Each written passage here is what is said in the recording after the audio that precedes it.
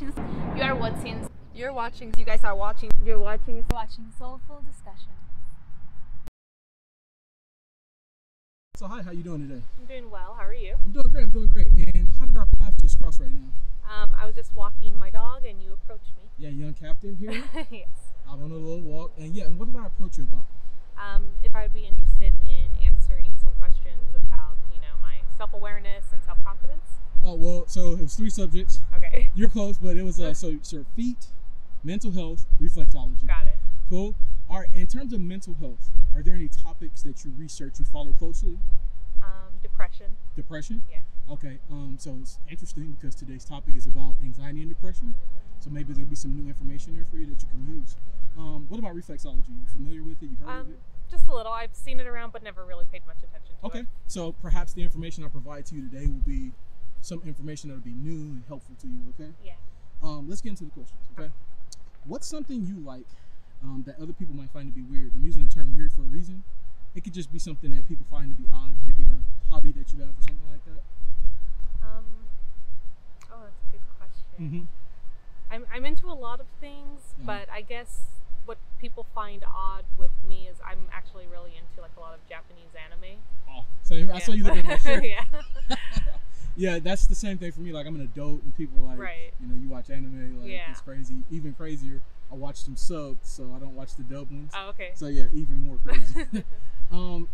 Has anyone ever made you feel insecure about your body or a body part? Oh, of course. Okay. Now, is that something you're still dealing with, or do you already have a control over it? I'm 34 now, so I feel pretty confident and okay with my body. Of course, there's going to be moments where I'm a little, self-conscious, but my husband's very reassuring. Absolutely. Now, I'm going to say this right now. You don't look 34. When I approached you, I even had to ask, like, are you 18? Because I have to make sure. So if there was one thing you could change about yourself, it doesn't have to be physical. Right. What would it be? To be a more positive person. More positive? Yeah. You consider yourself maybe somebody who's more cynical, pessimistic? Oh, yeah. Oh, really? Absolutely. So in terms of this interview, like, when I approached you about it, like, was there any skepticism or anything there? Yeah. Really? Yeah. Okay. Hopefully we can erase that, and maybe you'll feel a good experience from this. So let's get into these questions. How do you feel about your feet? What are your thoughts? I have big feet. Yeah, big feet. Now, you're about, I would say 5'6", maybe? 5'4". 5'4"? Yeah. What size do you wear? Size 8. Size? I know, it's not that bad. But to you, it seems that way. Right. Okay. I have a girlfriend of mine who's like my best friend, and she wears like a size 5. Oh, okay. I get what you're saying. You're like, I wish I could wear that size because you can get the kids' shoes and things like that. Oh, man.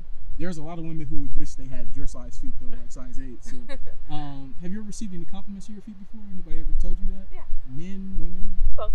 Both? Yeah. In terms of the compliments that you would get from a man about that, how does it make you feel when you receive that compliment? From a man, it feels fine, unless it's like a creepy guy who's doing it in a creepy way. It's all about the context. Yeah. Okay. Yeah. Definitely. What about when a woman gives you that compliment? Is there a difference in the feeling? Oh yeah, it's like, oh my God, thank you. So now, compliments in general, not just about your feet, but in general from men and women, is there a difference in the feeling too with that, or? A little bit, yeah. Okay. Yeah. Now, is that because? So I interviewed someone before, and she said that a lot of times women are taught to be in competition with each other from a young age. Yeah. And so when you get older, receive compliments from other women, it comes across as more sincere and like you held it at a higher regard, as opposed to where men tend to sometimes give compliments just to get something in return. Is that something you agree with? Yes. Okay. So that's why, and this is why I have women continue to keep doing this, answer that question, because I want the guys who watch my channel to get that in their head. If we got to keep hammering it through, so that they can get that, go out and compliment and really mean it. What would your thoughts be? You're married now. Yeah. Well, let's take you back to square one. Yeah. You're not married. What would your thoughts be if you started to date somebody who was into feet? Would that be something you're okay with, or would it be? Oh yeah, I'm okay with that. Okay. Yeah. Cool. When you first start dating someone, when is the appropriate time? And this is taking you back to square one too, because you're not dating anymore. But when is the appropriate time for you to talk about the things you're into, like in terms of intimacy? I really think once it's established that you guys are committed to each other, and it's not like a fling where you guys are just hooking up, but when you guys become committed to each other is when you guys should start the conversation of, this is what I like and this is what I don't like. And it's interesting because a lot of the women I interview, when I ask this question, I get difference in reactions. Like some women tell me like right away, they want to know as soon as possible. Right. I get some women who are like you, like, okay, once we know we're not out there dating anybody else, let's talk about it. And then I had one woman who said, after we become official, and I was like, I think that's kind of late. A little late in the game, right? How often do you get pedicures? God, not as often as I would like to, but maybe like twice a month. Twice a month? Yeah. Okay. Well, otherwise, I just do it myself. Okay, that's kind of the common answer I get, like, twice a month, every 2 weeks. Yeah. So what you said, not as often as you like to. Would you like to give them every week? Every week. Really? Yes. Really? So I'm guessing you like that experience of going through and being pampered and things like that. Okay. Yeah. How often do you wear open-toed shoes, sandals, flip-flops, things like that? As often as I can, whenever the weather's nice. Okay. Yeah. How often do you go barefoot? Oh, never. Never? Have you ever heard of earthing, grounding? No, those things? not really. Okay, so it's for people who believe like when their feet are like touching the earth, that they get energy back from the earth that like runs through their body. It makes them feel the most at one with earth. Okay. You find that in a lot of like Native American cultures and a lot of African cultures, like they do that type of stuff. Would that be something that you would try in the future? Or? I would try it, but I'm not into that. Like, it's like a meditating thing. Yeah. Yeah, I'm someone who I like to have like shoes on, even around the house. I gotta have slippers on. I see. Yeah. Now, why is that? Is that because like you don't like your feet touching the ground, or? No, I just don't like the feeling of like maybe the cold ground touching my feet, and then like if I pick up like a little bit of dirt or debris, and then I'm walking around on it, spreading it everywhere. Now, do your feet tend to get cold easily? Is that what it is? Yeah. That's probably why you like prefer it to be warm. Yeah. I got you. All right. And so now, can we see what your feet look like up close? No, you cannot. Okay. And why not? Because I don't want to put this on camera. I don't know you very well. Maybe if I had sandals on, I'd be like, yeah, sure. Okay. But, yeah. Okay. So now let me throw in the mental health. In terms of why I got started. So I was watching the guys channel during quarantine. We talked about something called DBT. Are you familiar with that term? Okay, so it's dialectical behavioral therapy. So it's for people who suffer from anxiety and depression. Okay. People who like tend to like not live in the moment, like they overthink situations. So kind of like what you were saying earlier, like you tend to be like more on the skeptical side, like you think about like the negativity of it. So what therapists prescribe for these people, right? Let's say you have a fear of approaching strangers. Right. They want you to go out and approach strangers. Do it over and over again. Exposure therapy. Get yourself used to that feeling of being uncomfortable with it, and when you feel uncomfortable, to cope with it and do a self-assessment. Ask yourself, what's the worst that's going to happen in that situation, right? That actual situation you're in.